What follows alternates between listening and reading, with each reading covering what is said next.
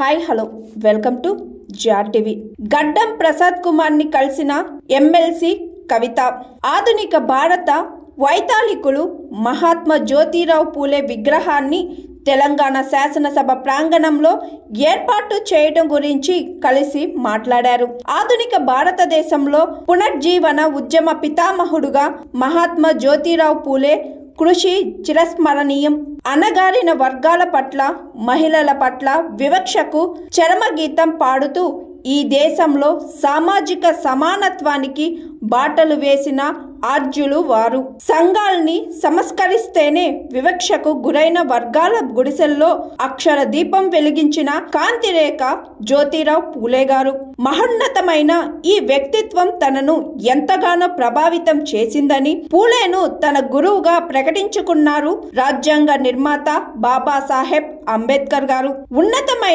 ఉద్ధతమైన ప్రజాస్వామిక భావాలు చట్టసభలో నిరంతరం ప్రతిపాలించాలనే ఉద్దేశంతో మహానీయుల విగ్రహాలను ఆ ప్రాంగణంలో నెలకొల్పడం గొప్ప ఆదర్శం. గతంలో భారత జాగృతి నేతృత్వంలో జరిగిన ఉద్యమంతో ఉమ్మడి రాష్ట్రంలోనే అసెంబ్లీ ప్రాంగణంలో డాక్టర్ బిఆర్ అంబేద్కర్ విగ్రహ ఏర్పాటు జరిగింది. ఇది మనందరికీ గర్వకారణం. అదే కోవలోనే సమానత్వ స్ఫూర్తిని అనునిత్యం చట్టసభల స్మృతి పదంలో నిలిపే సదుద్దేశంతో మహాత్మా జ్యోతిరావు పూలే విగ్రహ ఏర్పాటు కూడా తెలంగాణ అసెంబ్లీలో జరగడం అవసరం.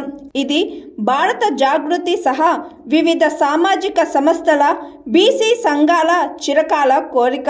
తెలంగాణ స్వరాష్ట్రమై సుందర భవిష్యత్తుకు బంగారు బాటలు వేసుకుంటున్న సమయంలో సమానత్వ స్ఫూర్తి పతాక మహాత్మా జ్యోతిరావు పూలే విగ్రహ ఏర్పాటు ప్రజాస్వామ్య స్ఫూర్తిని మరింత ఇముడింప చేయగలదు. కావున వెనుకబడిన వర్గాల నుండి ఎదిగిన బిడ్డగా తమరి ఆధ్వర్యంలోనే ఈ మహత్ కార్యం జరగాలని ఆకాంక్షిస్తున్నాను అన్నారు కవిత. అందుకే అవసరమైన చర్యలు తీసుకోవాల్సిందిగా తమరిని సవినయంగా కోరుతున్నాను.